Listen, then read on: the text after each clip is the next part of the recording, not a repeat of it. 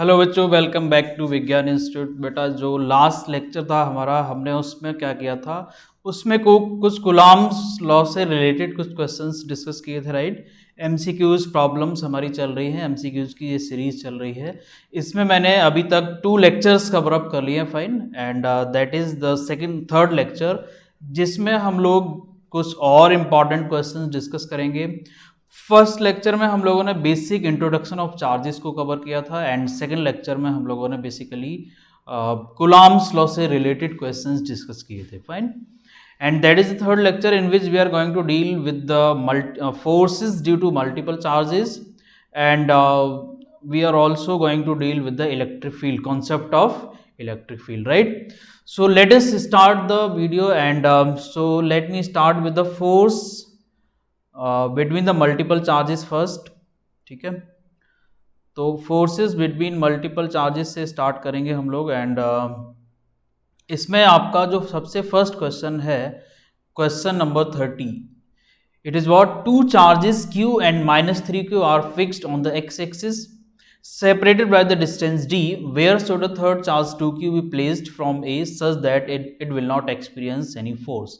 मतलब यहाँ पर 3 चार्जेस हैं, ठीक है, Q ऑन एंड -3Q, ये हमारे पॉइंट A और B पर रखे हुए हैं, ठीक है। एंड इसने बोला कि इस लाइन पर 2Q चार्ज कहाँ रखा जाए जिससे कि it should not experience any force. तो सपोज अगर मैं मान लो यहाँ पर रखता हूँ, इस चार्ज को यहाँ पर रखता हूँ, यहाँ एट दिस लोकेशन, तो ये वाला चार्ज क्या करेगा, ये जो चार्ज है माइनस, ये जो हमारा प्लस Q, ये इसको क्या करेगा, रिपेल करेगा, बिकॉज ये भी प्लस Q है, ठीक है।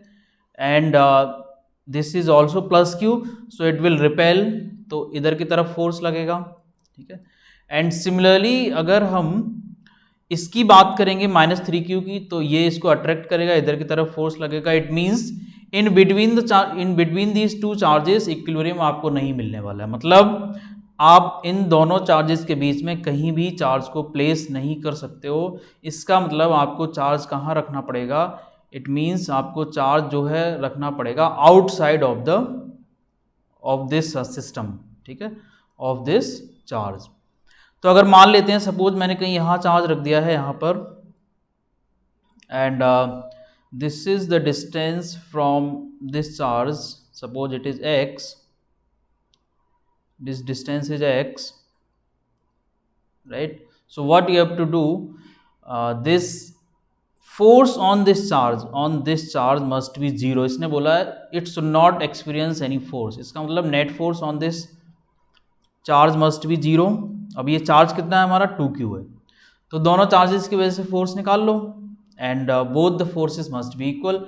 It means force due to q क्या होगा, फोर्स ड्यू टू ए, तो मैं इसको ऐसे लिख सकता हूँ यहाँ पर, force due to a means this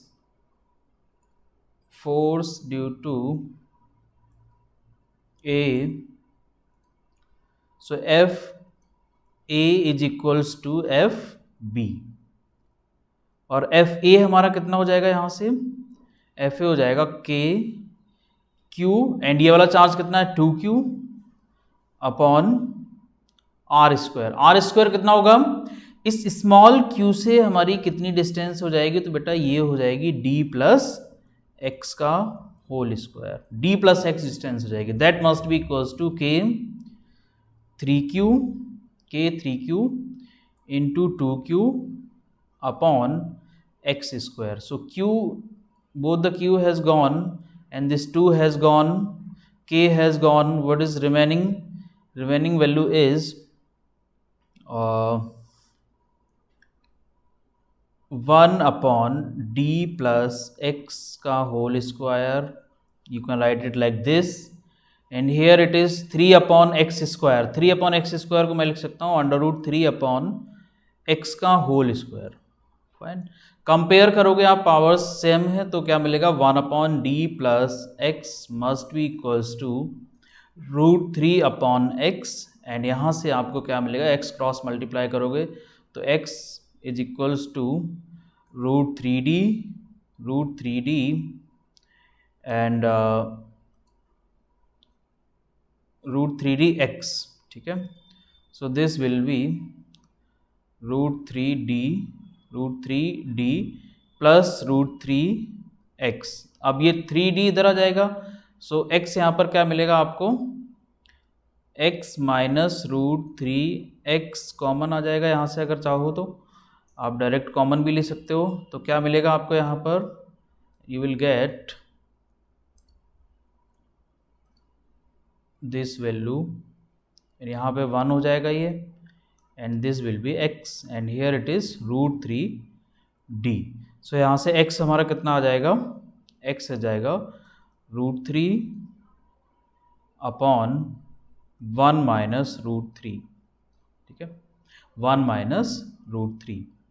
so 1 minus √3, अब इसको आप क्या करो, इसको आप जो है 1 प्लस √3 अपॉन 1 प्लस √3 से इसका मल्टीप्लाई कर दो तो क्या मिलेगा, x is equals to √3 and here it is d also, d is here also, so this will be √3 and 1 plus √3 d upon 1 minus 3. So this is x basically.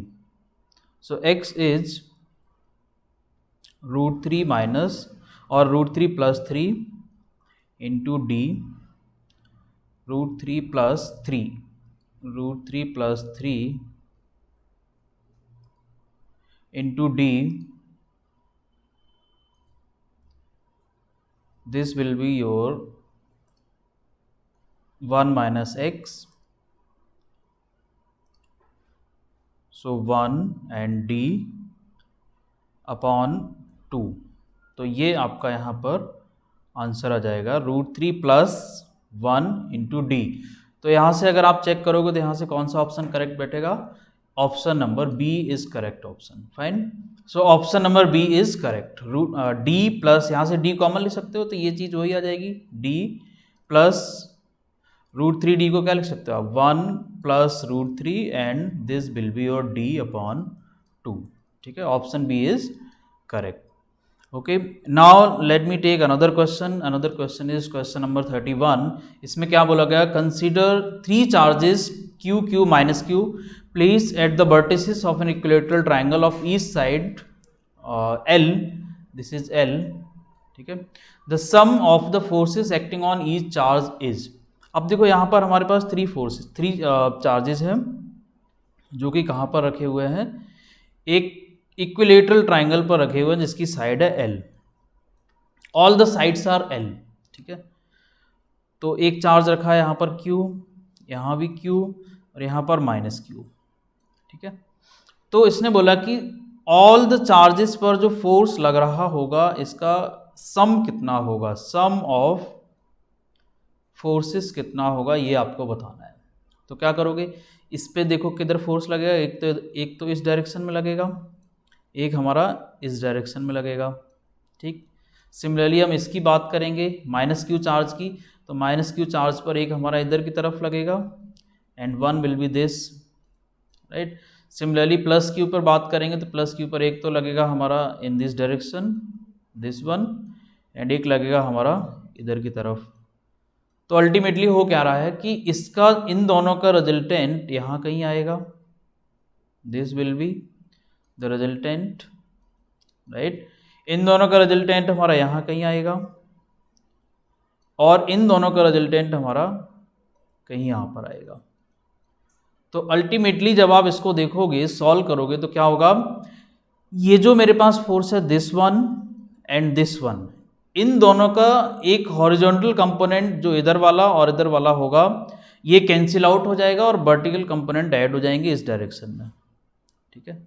Similarly जब आप इसको देखोगे तो इसका एक ही कंपोनेंट है जो कि इस डायरेक्शन में आ रहा है, तो ये जो हमारा इन दोनों का रिजल्टेंट है जो अपवर्ड डायरेक्शन में आएगा और इन दोनों का रिजल्टेंट हमारा डाउनवर्ड डायरेक्शन में आएगा। जब आप इसको सॉल्व करोगे यू विल गेट कि दोनों की वैल्यू सेम है और दोनों हमारे अपोजिट डायरेक्शन में है। सो नेट फोर्स जो सम ऑफ फोर्सेस होगा, सम ऑफ फोर्स जो होगा हमारा all the charges it will be 0, sum of the force on all the charges will be 0। So option number D आपका करेक्ट हो जाएगा। क्यों हो गया जीरो? क्योंकि आप अभी देखोगे कि भाई यहाँ पर जो फोर्स निकलेगा हमारा ये आएगा डाउनवर्ड डायरेक्शन में, और इन दोनों का रिजल्टेंट दिस एंड दिस, इसका रिजल्टेंट आएगा अपवर्ड डायरेक्शन में, और वैल्यू दोनों की सेम आएगी। You can solve it and it will be zero. ठीक है, चलिए नेक्स्ट क्वेश्चन लेते हैं, question number 32। And what is that? A charge q is placed at the center of the line joining two charges plus q and plus q as shown in figure. The ratio of q and q is, यहाँ पर एक charge रखा है this one.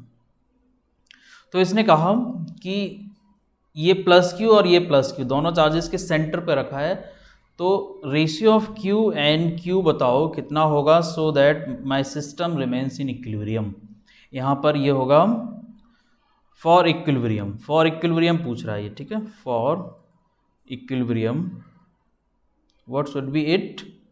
सो कैसे करोगे solve? आप इस charge पर फोर्स निकाल लो या फिर इस चार्ज पर फोर्स निकाल लो। मैंने ये मेथड आपको पढ़ा रखा है, ठीक है, इक्विलिब्रियम ऑफ चार्जेस मैंने करा रखा है। आप जो हमारे थ्योरी के लेक्चर्स हैं उसमें देखोगे तो उसमें मैंने बहुत डिटेल में आपको इक्विलिब्रियम ऑफ चार्जेस बताया है। तो यहाँ पर हमें क्या करना है, यहाँ पर बेसिकली हमें इस चार्ज पर फोर्स निकालना। Suppose that charge is a, and इस चार्ज पर जो फोर्स आएगा हमारा वो कितना आएगा, नेट फोर्स आप देखोगे कितना आएगा, एक तो प्लस जो कैपिटल क्यू है इसकी वजह से आएगा तो के small Q capital Q upon x square, और एक फोर्स आएगा हमारा के small Q and this one small Q upon x plus x 2x का होल स्क्वायर।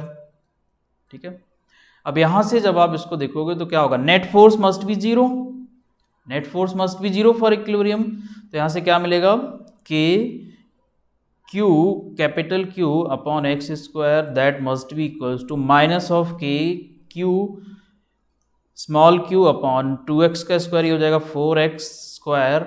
एक क्यू से क्यू चला गया, एक के से के चला गया, यहाँ बचा आपका क्यू अपॉन एक्स स्क्वायर, और यहाँ बचा आपका माइनस का क्यू अपॉन 4x स्क्वायर। ये x भी कैंसिल आउट हो जाएगा आप देखोगे।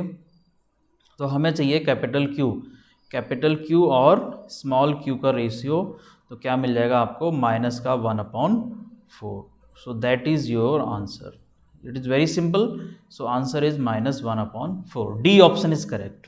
ओके, चलिए 33 क्वेश्चन लेते हैं। 33 क्वेश्चन क्या है हमारा, 4 point charges are placed at the corner of the square ABCD of side 10 centimetre as shown in figure. The force on the charge 1 microcoulomb placed at the centre of the square. Very simple question, ऐसे question मैंने करा रखे हैं। क्या करोगे आप, इसके centre पर एक 1 माइक्रोकूलम का चार्ज रखा हुआ है, उस पर बताओ कितना फोर्स लगेगा।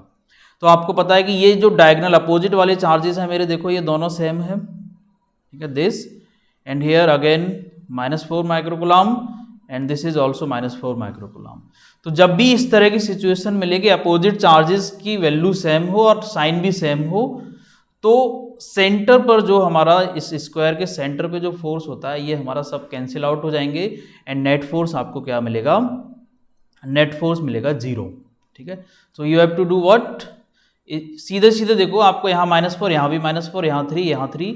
इट मीन्स इस ये वाला फोर्स इधर वाला इसको कैंसिल आउट करेगा, इधर वाला इसको कैंसिल आउट करेगा, एंड अल्टीमेटली आपको क्या मिलने वाला है, 0। So option number D is correct. Okay, चलिए क्वेश्चन नंबर 34 देखते हैं क्या होगा हमारा। 3 charges of equal magnitude Q are placed at the vertices of an equilateral triangle of side L, ये L है।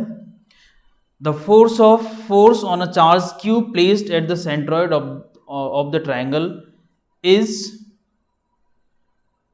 अब यहां पर ये देखो फोर्स पूछा है, ये आपका जो है 3 इक्वल चार्जेस हैं, ये आपका एक्स्ट्रा है, this is not required here.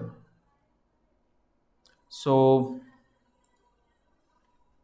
अब हमें निकालना, देखो क्या होगा, सिंपल है, ये 3 चार्जेस हैं, ये हमारे 3 चार्जेस हैं यहाँ पे, ठीक है, एंड ट्रायंगल फॉर्म में है ये, तो उस पर कितना चार्ज होगा हमारा वो आपको बताना है।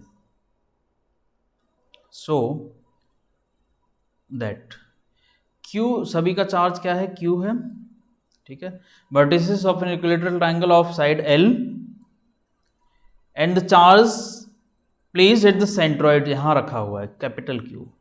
तो सिंपल है, सारे चार्जेस सेम है, सेंट्रॉइड पे फोर्स बताना है, बहुत सिंपल क्वेश्चन है ये। क्या करना है, इट विल बी जीरो, कुछ नहीं करना, all the forces will be cancelled out. जब भी इस तरह का क्वेश्चन आए, जब आपको सेंट्रॉइड पर या फिर सेंटर पर देखना है, तो आप सीधे सीधे देखो, क्योंकि ये वाला इसको इधर रिपेल करेगा, ये इसको इधर रिपेल करेगा और ये इसको इधर रिपेल करेगा, एंड अल्टीमेटली ये सारे फोर्सेस का जो नेट सम आएगा, वेक्टर सम आएगा, वो जीरो आएगा। सो ऑप्शन नंबर डी, ठीक है। नेक्स्ट 35। अब यहाँ से क्वेश्चन हमारे इलेक्ट्रिक फील्ड के स्टार्ट हो रहे हैं, कॉन्सेप्ट ऑफ इलेक्ट्रिक फील्ड है। तो 35 क्वेश्चन देखते हैं क्या है। Electrical as well as gravitational effects can be thought to be caused by fields, which of the following is true for an electrical or gravitational field. Important question है, देखिए इसने बोला कि the field concept is often use to describe the contact forces. Contact forces में field concept की जरूरत नहीं होती है, ठीक है, तो उसमें ये तो गलत हो गया। The gravitational or electric field does not exist in the space around any object. The fields are useful for understanding forces takes acting through a distance, and there is no way to verify the existence and of a force field since it is just a concept। देखो, तो जब भी हम कोई से दो object हैं अगर हमारे पास, अगर ये फ्रॉम डिस्टेंस से कुछ फोर्स लगा रहे हैं, they are not in contact, then यहाँ पर फील्ड की रिक्वायरमेंट होती है, क्योंकि उनका फील्ड ही एक मीडिएटर होगा जो क्या करेगा, इन दोनों पर फोर्स लगाएगा। So option number B will be correct, because gravitational भी हमारा क्या है, नॉन कॉन्टैक्ट फोर्स है, और इलेक्ट्रिक फोर्स भी हमारा नॉन कॉन्टैक्ट फोर्स है। दैट इज वाई ये दोनों फोर्स क्या है, ये दोनों ही फोर्स हमारे option C, not B, option C is correct, because इसमें क्या बोला, fields are useful for understanding the force take acting through a distance. Distance वाले फोर्सेस के लिए फील्ड का कॉन्सेप्ट बहुत जरूरी है, ठीक है। चलो next question. Next question is the electric field at a point is always continuous, continuous if there is no charge at the point, discontinuous if there is a charge at the point, both B and C। अब देखो, ये तो मैंने बताया था कि भाई अगर हमारी फील्ड लाइन है तो कंटिन्यू होगी, ठीक है, फील्ड लाइन कंटिन्यूस का मतलब हमारा फील्ड भी कंटिन्यू होगा, लेकिन ये कंटिन्यू जब ही होगी जब सिंगल चार्ज हो हमारा। अगर उसके नियर एक आपने और चार्ज रख दिया तो क्या होगा, वो डिसकंटिन्यू हो जाएगी, right. So continuous if there is no charge at that point, ये तो सही है। ऑलवेज कंटिन्यूअस वाला हम नहीं बोल सकते, क्यों, क्योंकि अगर कोई दूसरा नेबरिंग में चार्ज रख दिया तो फील्ड हमारा डिसकंटिन्यू हो जाएगा, फील्ड हमारा डिसकंटिन्यू हो जाएगा। क्लियर। एंड दूसरा ऑप्शन क्या है हमारा, continuous if there is no charge at the point, ये सही है। अगर चार्ज नहीं है किसी पॉइंट पर तो कंटिन्यूस होगा। Discontinuous if there is a charge at the point. तो ऑप्शन बी एंड सी दोनों करेक्ट हैं, that is why option D will be your answer, ठीक है। तो ध्यान रखना, अगर उस चार्ज के नियर कोई दूसरा चार्ज रख दिया तो इसका फील्ड फिर कंटिन्यू नहीं रहेगा, ओके। चलिए नेक्स्ट क्वेश्चन लेते हैं, question number 37। The dimensional formula of electric field is, तो क्या करोगे, सिंपल है, E is equals to F upon Q. F क्या होता है, ML_T-2 और ए ये हो गया AT। सो यहाँ से आप देखोगे ML_T-3A-1, that will be your dimensional formula. तो आप देखो कौन सा करेक्ट हो सकता है, ML_T-3, T-3 कौन सा है हमारा, ये है ML_T-3A-1, option number B is correct, okay. Next question is 38. If the charge on an object is doubled, then the electric field becomes, very simple question। आपने एक फॉर्मूला पढ़ा है KQ/R², that is the charge due two point charge, ठीक है। तो अगर आप charge को डबल कर दोगे तो आपको पता है ये इलेक्ट्रिक फील्ड है, ठीक है, इलेक्ट्रिक फील्ड। तो इलेक्ट्रिक फील्ड भी हमारा क्या हो जाएगा, डबल हो जाएगा, ठीक है। न्यू जो इलेक्ट्रिक फील्ड आएगा वो डबल हो जाएगा, सिंपल। इट मींस चार्ज अगर डबल करा तो इलेक्ट्रिक फील्ड भी डबल हो गया, ठीक है। Question number 39। A force of this newton acts on a charge this, intensity of the field at that point. Very simple question. E निकालना है, क्या क्या गिवन है, एफ गिवन है 2.25 न्यूटन का, क्यू गिवन है कितना 15 × 10⁻⁻⁴ न्यूटन। ई निकालना है, एफ अपॉन क्यू कर दो, एफ अपॉन क्यू करोगे क्या आएगा, आपको आंसर फाइंड आउट करना है, ठीक है, that is your homework problem. क्या करोगे, इसका आंसर आप कमेंट बॉक्स में लिखोगे कि what will be the answer. Very simple question, आपको एफ और क्यू की वैल्यू पुट करनी है, ठीक है। चलिए next question number 40। It is a conducting sphere of radius 10 centimeter has an unknown charge.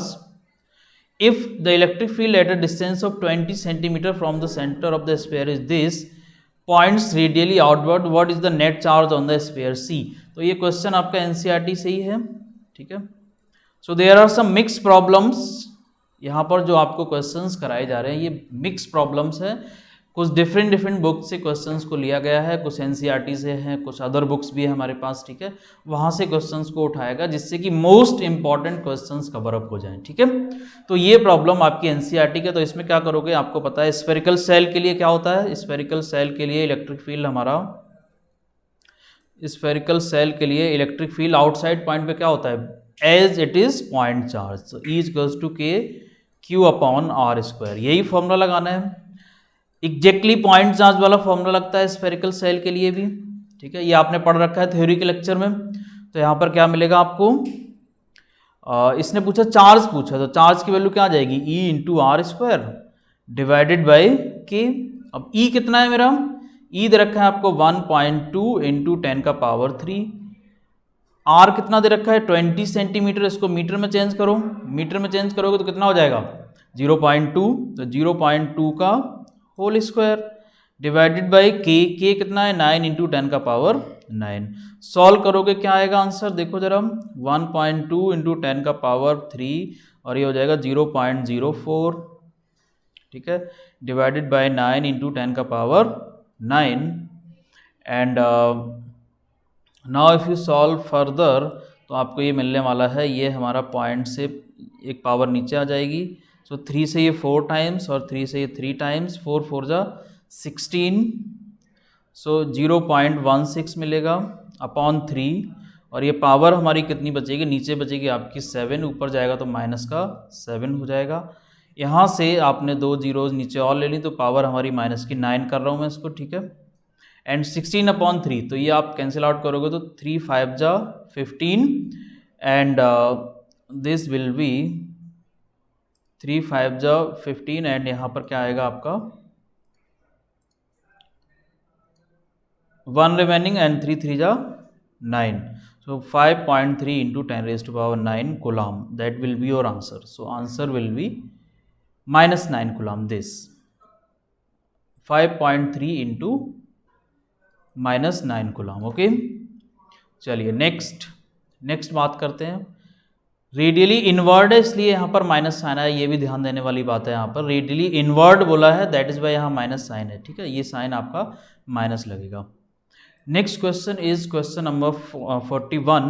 The particle of mass 10 raised to power minus 3 kg and charge 5 microcoulomb is thrown at a speed of 20 meter per second against the uniform electric field strength this, the distance traveled by the particle coming to rest. तो इसमें कुछ नहीं है, आपको 11th का concept भी लगेगा।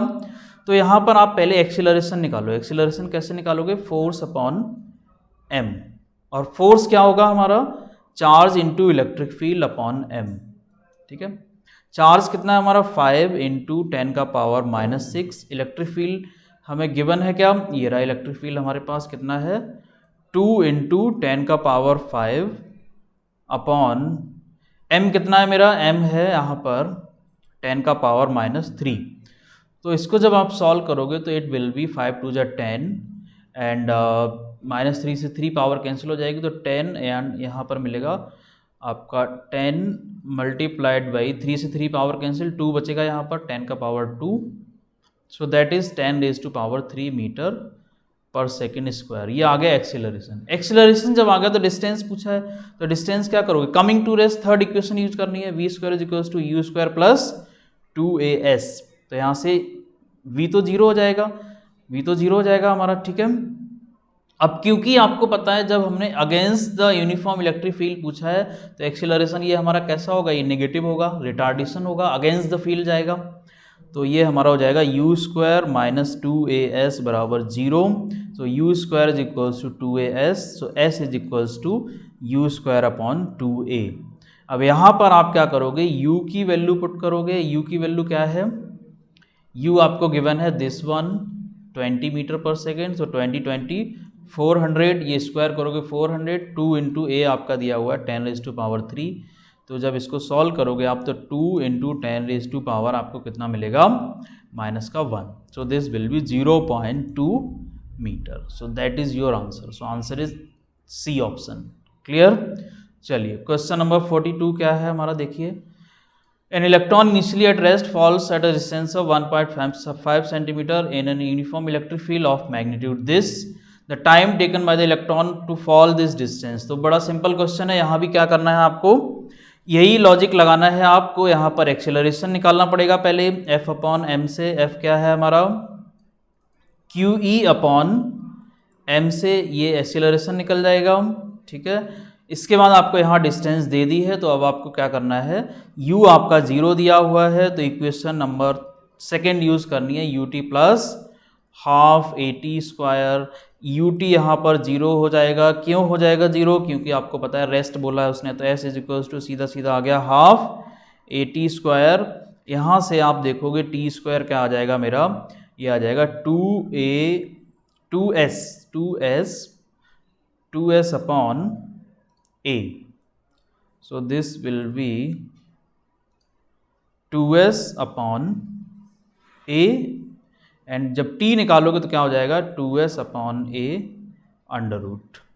यहाँ वैल्यू पुट कर देना, आंसर आ जाएगा. ठीक है. So write your answer in the comment box. What will be the answer by putting the value in this formula. Write the answer in comment box. Okay. चलिए क्वेश्चन नंबर 43 क्या है हमारा. क्वेश्चन नंबर 43 है the electric field eight that can be balanced by a charged particle of mass this is given, that charge on the particle is this. तो एक particle है हमारे पास, उसके ऊपर एक चार्ज दिया हुआ है कितना, 1.6 इंटू 10⁻⁻19 कूलम. अब इसने कहा कि इसका मास भी दिया हुआ है आपको 3.2 इंटू 10⁻⁻27. ये हमारा बैलेंस हो जाएगा कब, जब बैलेंस होगा जब इसका वेट हमारा जो फोर्स लग रहा है इलेक्ट्रिक फोर्स इसके इक्वल हो जाएगा. क्लियर. क्योंकि ये पार्टिकल वेट लगेगा नीचे की तरफ. ठीक है. एक इलेक्ट्रिक फील्ड यहाँ अप्लाई हो रहा होगा, तो अगर इलेक्ट्रिक फील्ड की वजह से इसके ऊपर एक फोर्स लगे अपवर्ड डायरेक्शन, इसके वेट के जस्ट अपोजिट, तो ये बैलेंस हो जाएगा. तो अब ये कितना होगा, तो भाई इसको क्या लिख सकते हो, mg is equals to q into E. तो यहाँ से आपको क्या पूछा है इसने, E पूछा है, तो E कैसे निकलेगा, mg अपॉन q. तो m कितना है मेरा, m दिया हुआ 3.2 इंटू 10⁻⁻27. g की वैल्यू 10 यूज कर सकते हैं. q दिया हुआ है कितना 1.6 इंटू 10⁻⁻19. ये 2 टाइम्स कैंसिल आउट हो जाएगा. ये 27 माइनस 9 करोगे तो कितना आ जाएगा, ये आपका आ जाएगा माइनस का 8, एंड यहाँ एक और पावर कम हो जाएगी, तो ये आ जाएगा आपका 2 into 10⁻⁻7. This is the field. So इसको आप देखोगे कितना आएगा, option number B is correct, because इन्होंने 2 को क्या लिख दिया, इन्होंने 2 को 20 लिख दिया. ठीक है. 20 इंटू 10⁻⁻6 न्यूटन पर कूलम. राइट.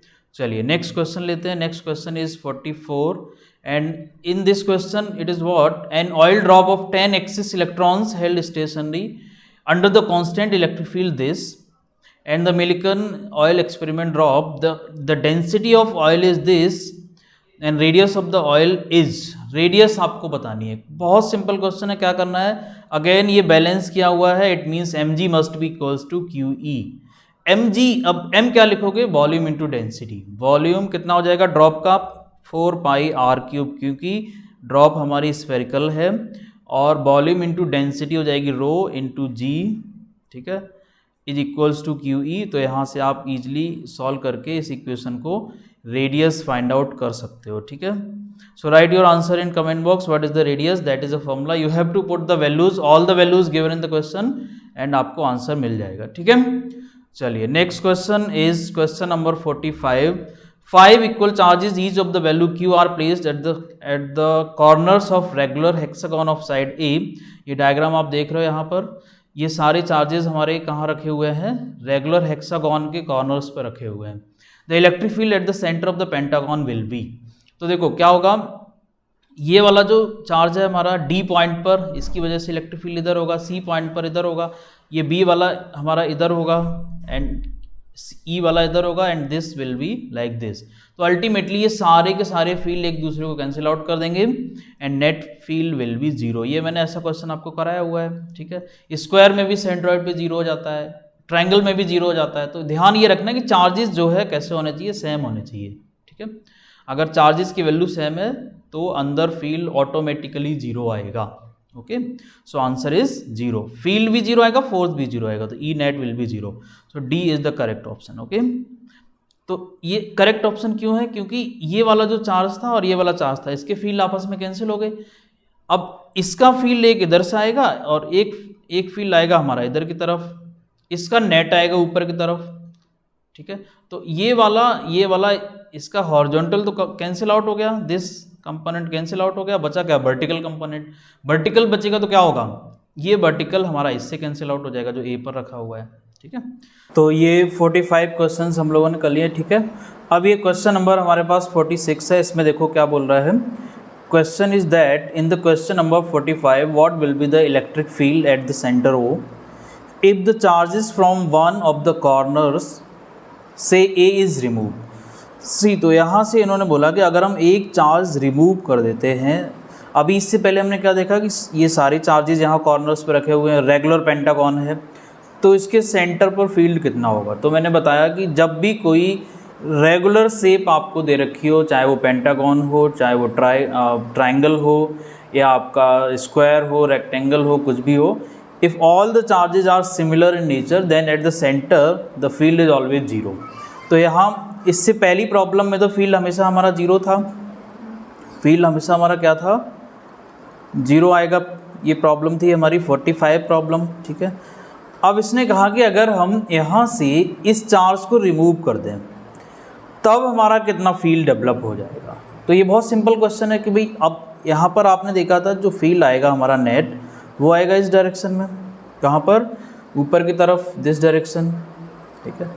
जब ये डायरेक्शन आएगी हमारी तो यहाँ पर क्या होगा, जो नेट फील्ड आ रहा होगा वो इस वाले चार्ज के फील्ड से कैंसिल हो रहा था, इसलिए ज़ीरो था। बट अगर ये वाला चार्ज यहाँ से रिमूव हो गया, इसका मतलब इसकी वैल्यू कुछ आएगी, और इसकी वैल्यू इक्वल किसकी होगी, इस चार्ज की वैल्यू के इक्वल होगी। क्यों, क्योंकि ये चार्ज इसको कैंसिल आउट कर रहा था।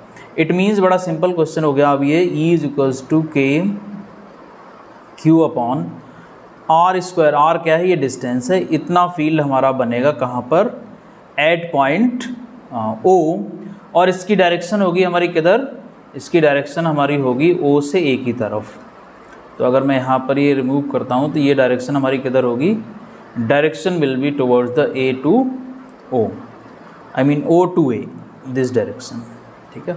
और ये इक्वल किसके होगा, इक्वल उसी वैल्यू होगा जो हमारा चार्ज ए पॉइंट पर जो चार्ज है वो जो फील्ड क्रिएट करेगा उस फील्ड की वैल्यू के इक्वल होगा, ठीक है। सो इट इज़ अलोंग ओ ए। सो के की वैल्यू अगर आप पुट कर दोगे तो 1/4 pi epsilon naught and Q upon R square. तो ये वाला फॉर्मूला आ जाएगा। तो A point is correct, okay. चलो नेक्स्ट क्वेश्चन लेते हैं, क्वेश्चन नंबर 46।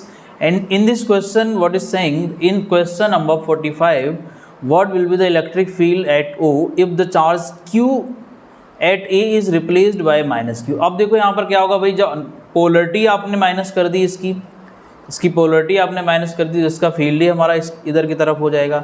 एक फील्ड यहाँ ऑलरेडी इधर की तरफ था जिसकी वैल्यू अभी हमने कैलकुलेट की, कितना था, के क्यू अपॉन आर स्क्वायर। ये वाला चार्ज भी अपना फील्ड डेवलप करेगा इस पॉइंट पर, बट उसकी डायरेक्शन भी इधर ही होगी, तो ये दोनों ऐड हो जाएंगे सिंपली। तो क्या हो जाएगा, K Q upon R square and this will be 2 KQ upon R square. Hence K की वैल्यू जब आप पुट करोगे तो ऑप्शन आपको क्या मिलेगा, O to A। डायरेक्शन क्या होगी, O to A, मतलब OA के along, and this will be answer number B, ठीक है। So answer B is the correct, because K की वैल्यू पुट करोगे तो Q इंटू 2A, QA आ जाएगा, 2Q आ जाएगा यहाँ पर, and direction will B along OA, ठीक है। नेक्स्ट क्वेश्चन देखो 48 में क्या है, the tracks of 3 charge particles in a uniform electrostatic field are shown in figure, which particle has the highest charge to mass ratio. Charge to mass ratio बताना है, कौन सा पार्टिकल ज़्यादा होगा। तो बड़ा सिंपल सा क्वेश्चन है ये भी, क्या करना है हमें यहाँ पे देखो डिफ्लेक्शंस दिए हुए, तो हमें दिख रहा है कि भाई सबसे ज़्यादा डिफ्लेक्शन हमारा सी पार्टिकल में है, बी और ए में इतना डिफ्लेक्शन नहीं है, डायग्राम से हम देख पा रहे हैं, राइट। अच्छा, सी पार्टिकल में अगर डिफ्लेक्शन है तो यहाँ पर हम डिफ्लेक्शन का जब फॉर्मूला लगाएंगे तो क्या फॉर्मूला होता है हमारा वर्टिकल डिफ्लेक्शन का, Y equals to half A T square, ठीक है, हाफ ए टी स्क्वायर ये लगा सकते हैं हम लोग।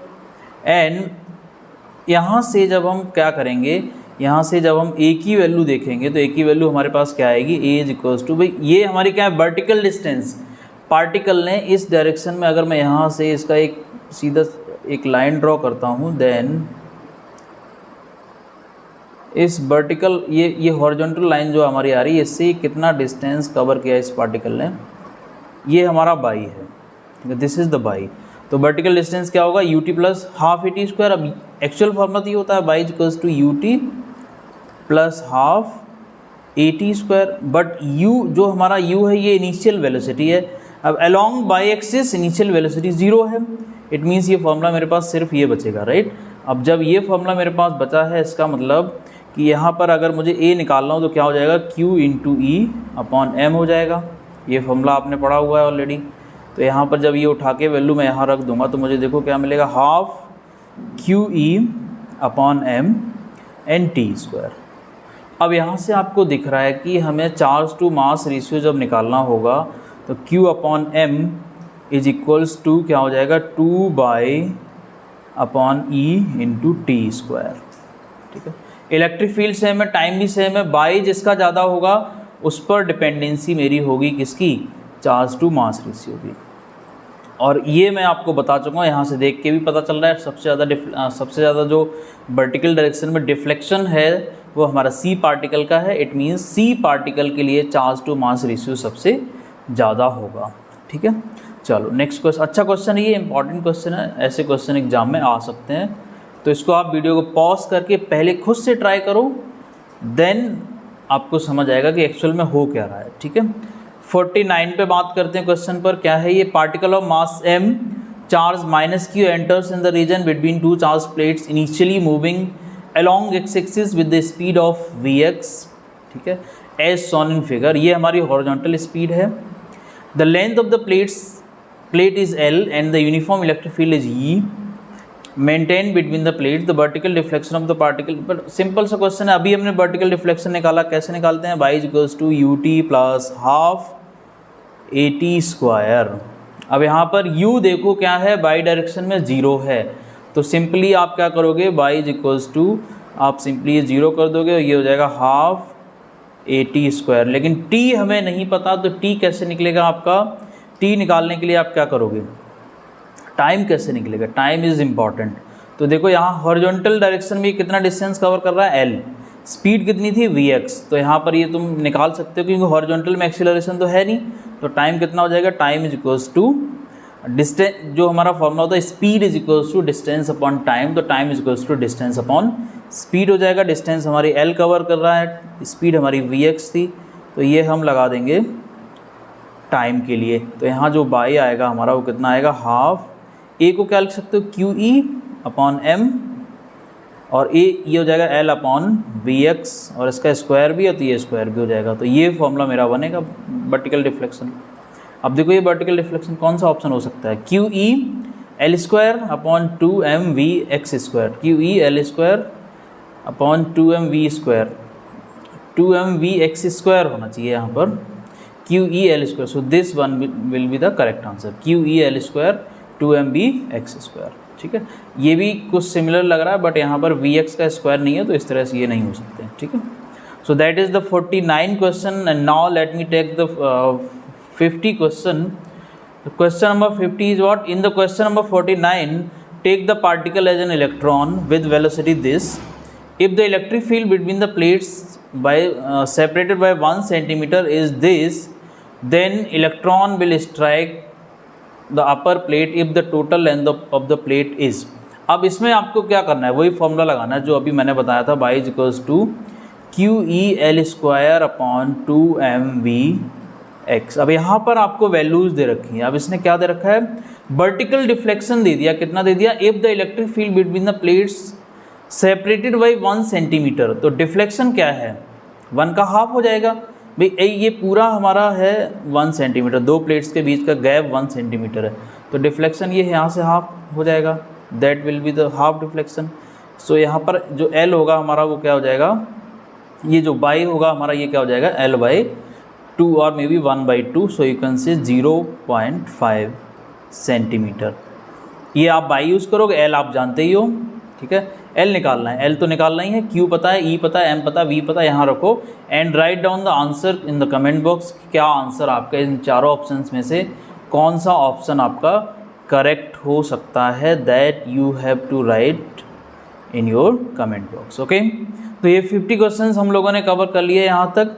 सो almost we have covered all the questions related to Coulomb's law and also related to the motion of the charged particle in the electric field, ठीक है। इलेक्ट्रिक फील्ड के अंदर मोशन हमारा किस तरह से चार्ज पार्टिकल परफॉर्म कर सकता है, वो सारी चीज़ें हम लोगों ने डिस्कस कर ली हैं।